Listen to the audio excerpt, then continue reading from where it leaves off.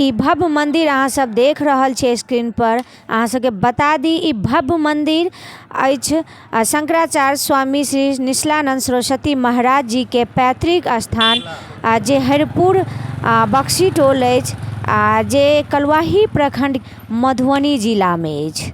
ततः ई भव्य मनसा देवी मंदिर बनि रहल है, यानी ई मंदिर हुनका कर्म भूमि उड़ीसा से जन्मभूमि मधुबनी जिला बिहार के हरिपुर बक्सी टोल जोड़ रहल है। जय मिथिला, हम सरोजा और अहाँ सब देख रहल छी मिथिला तक न्यूज। अहाँ सबके बता दी ई मंदिर देख रहल हेबै जे भव्य मंदिर अखन सिर्फ निर्माण भऽ रहल अछि, तहन एतेक भव्य मंदिर छै जखन पूरा एकरा निर्माण भऽ जेतै, पेंटिंग सब भऽ जेतै, तखन कहि सकै छियै जे एकर सुंदरता और आकर्षक कतेक रहतै ई मंदिर। अहाँ सबके बता दी जे अखन हम ओ शंकराचार्य जे पूरे भारतवर्ष पूरे दुनिया के पूजनीय छथि स्वामी श्री निश्लानंद सरस्वती महाराज जी, हुनका जन्मभूमि पर छी हरिपुर बक्सी टोल, जतऽ स्वामी जी के जन्म भेल छनि। जे जन्मभूमि एहन पुत्र के जन्म देलथि ओहि जन्मभूमि पर छी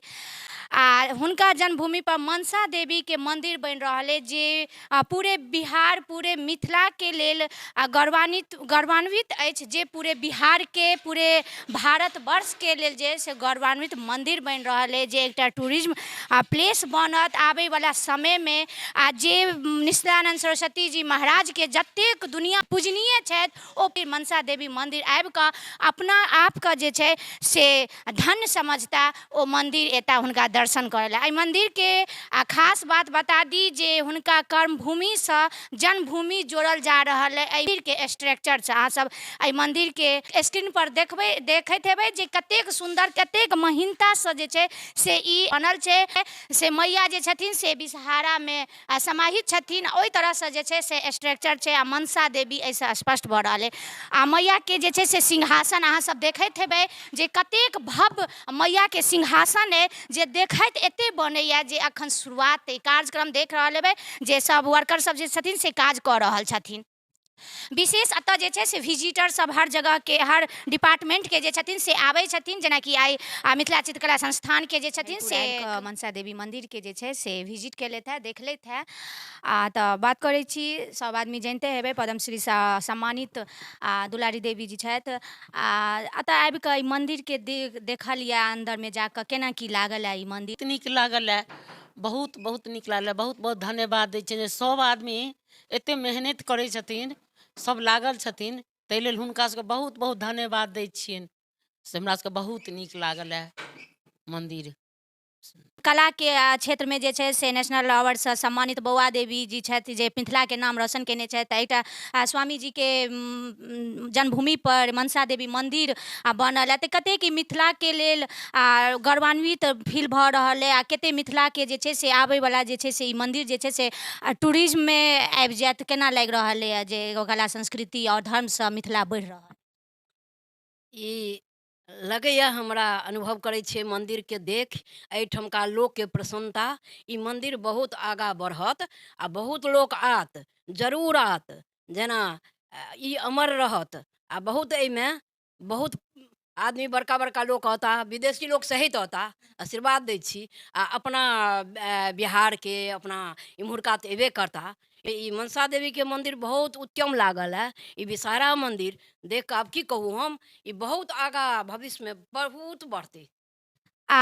केना ई मंदिर के देख कऽ की मतलब कतेक खुशी भेटल है? मंदिर के जे ढांचा सब देखलियै तऽ केना की लागल है मिथिला के लेल? हमरा बहुत खुशी भेल। ई चीज हम देखने छलिए दक्षिण भारत में, लेकिन आइ हम मधुबनी में सौराठ में ई देख रहल छियै गाँव में। तो हम ई बनावे वाला सबके बहुत सौभाग्य दऽ रहल छै, आशीर्वाद दऽ रहल छै कि मैया के कृपा भेलै कि ई मंदिर बनि रहल छै। तऽ अहू से उत्तम और ई जगह बनता, देश देश के टूरिस्ट सब यहाँ अयता। हमर तो ई भाव है कि जिते हमर फुलवारी बढ़ गया है आ जिते बढ़ता आगे एते बढ़िया टूरिस्ट लगते देखे में। हमर यह भाग है, यह मनबै छियनि मनसा देवी माता से कि खूब बहुत भवसाल सबके दियो कि एहन मंदिर तैयार करे। और सबसे पहले तो हम जगत गुरु शंकराचार्य सरस्वती जी के चरण में प्रणाम कहै छियनि। हुनकर जन्मभूमि पर हम अतः एलहुँ हैं, कृतज्ञ भेलहुँ, धन्य भेलहुँ। हुनकर जे कामना छनि ई मन्दिरके बनऽके, एहि मन्दिरके डिजाइन, एहि मन्दिरके जे कॉन्सेप्ट जे छै शंकराचार्य जीके द्वारा जे देल गेल छनि, बहुत भव्य छै, बहुत अतुलनीय छै। एहन मन्दिरके डिजाइन अपन मिथिलामे तऽ बहुत कमे बनैए, से एहन संगम साउथके मन्दिरके अपन मिथिलाके मन्दिरके सङ्गमे मिला कऽ जे डिजाइन बनाओल गेलैए, आ जखन एखन तऽ बनबे केलैए, एहिपर रङ्ग पड़ि जायत, अतः एकर भव्यता आओर बढ़ि जेतै। अतः भगवती खुद आबि रहल छथिन, हमर सब कृतज्ञ छी। भगवतीके कृपा बनल रहै, गाँवपर बनल रहै, क्षेत्रपर बनल रहै, हमरा मिथिलापर बनल रहै। और एहिसँ एहि मन्दिरके बनलासँ मात्र मन्दिरेके निर्माण नहि भऽ रहल छै, पूरा क्षेत्रके निर्माण भऽ रहल छै, जाहिसँ कि अतः बहुत रास संस्कृतिके जानऽवला लोग, बहुत रास संस्कृतिके अध्ययन करऽवला लोग सब अतः औता। धन्यवाद दै छी जे एहि काजमे लागल छथिन, बहन सब छथिन जे मन्दिर काजमे जे लागल छथिन तिनका, आ हम अपना आपके परम सौभाग्य मानै छी। सौभाग्य अइ हमर जे शंकराचार्य जी महाराजके जन्मभूमि छनि, आ ताहिमे हमसब एलहुँ हेँ, देखलहुँ, मन्दिर देखलहुँ, बड़ नीक छै। ई जे मिथिला आ उड़ीसाके जे सांस्कृतिक छै तकर कहू जे संगम भूमि भेली, तऽ ताहिमे कोनो अतिशयोक्ति नहि। स्थापत्यमे एना तऽ मिथिला तंत्र कला दर्शनके त्रिवेणी से तऽ पुरातन कालसँ छैहे, लेकिन स्थापत्यके मामलामे हमसब पाछा छलहुँ हेँ। से स्थापत्यके रूपमे जे ई मन्दिरके जे निर्माण छै, निर्माण कार्य छै, से हमरा बुझाइए स्थापत्यके रूपमे जे एकटा शून्यता छलैए मिथिलामे, से ओ पूरा हैत। टूरिज्मके लेल सेहो कहि सकै छियै एकटा प्लेस भऽ गेलैए। आब आबऽवला जे छथिन सब एतऽ दर्शनार्थी सब एथिन तऽ केना की मन्दिरके जे छै से आगाँ की छै? सर्वप्रथम श्रीमद् जगतगुरु शंकराचार्य स्वामी श्री निश्चलानंद सरस्वती जी महाराज के चरण में अनंतानंत कोटि प्रणाम निवेदित करैत भगवत पाद के जन्मभूमि में जे ई मनसा देवी जे भव्य मंदिरक निर्माण भऽ रहल अछि, ताहिमे आइ हमसब एकटा नव अध्याय एहि अर्थमे जोड़लहुँ जे मिथिलाक संस्कृति उड़ीसाके संस्कृति के जोड़ऽ के पाछू जे उद्देश्य है से ई अइ जे श्रीमद् जगतगुरु शंकराचार्य के कर्मभूमि जगन्नाथपुरी में जे श्री गोवर्धन मठ अछि ओ छनि, और जन्मभूमि मिथिला छनि। तऽ एतऽ मिथिला और उड़ीसा के संस्कृति देखायके चाही। आजुक दिन जे ई नव अध्याय हम कहि रहल छी, ओहि लेल जे हमरा सबके मिथिला चित्रकला संस्थान जे हमर बगल में बक्सी टोल के बगल में सौराठ है, ततऽ एकटा भव्य रूप में ओ संस्थान स्थापित भेल अछि, और ओकरा ओहि संस्थान के जे विभूषित कऽ रहल छथि पद्मश्री सम्मानित बउआ देवी जी और दुलारी देवी जी, ताहि संगे राष्ट्रपति सम्मान से विभूषित शिवन पासवान जी, और जे स्टेट सम्मानित जे हमर ओतुका सब शिक्षक सब छथि से जे सब एतऽ आइ आयल छथि, और ओ आइ एतऽ देख कऽ हुनका सबके एहि विषयमे विशेष प्रसन्नता भेलनि हेँ जे ई मन्दिर जे छै से मात्र ई मिथिलेटामे ई मने एकटा अद्वितीय नहि छै, हमरा दृष्टिमे एहि कलाके देखबैत बिहारोमे कोनो मन्दिर नहि छै।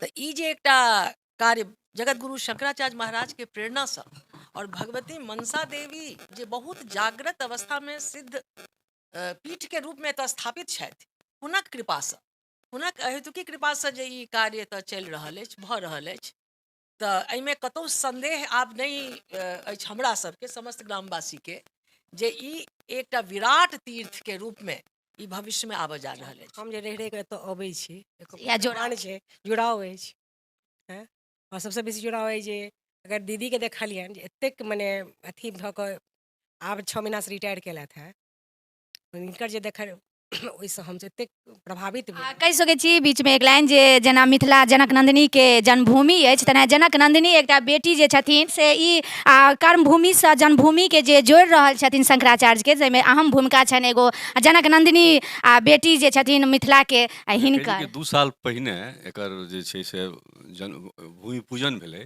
आ तकर बाद हमरा सबके समस्त ग्रामवासीके इच्छा भेलनि जे एकटा छोट मन्दिर नहि, एकटा भव्य मन्दिर एहिठाम बनै, आ जे शंकराचार्य महाराज श्री के हुनकर मनके अनुसार जे छै एकटा भव्य मन्दिर बनाए, जेकर कि विश्वमे एकर नाम होइ। आइ लगै छै छोट छीन, लेकिन ई बहुत आगू जेतै।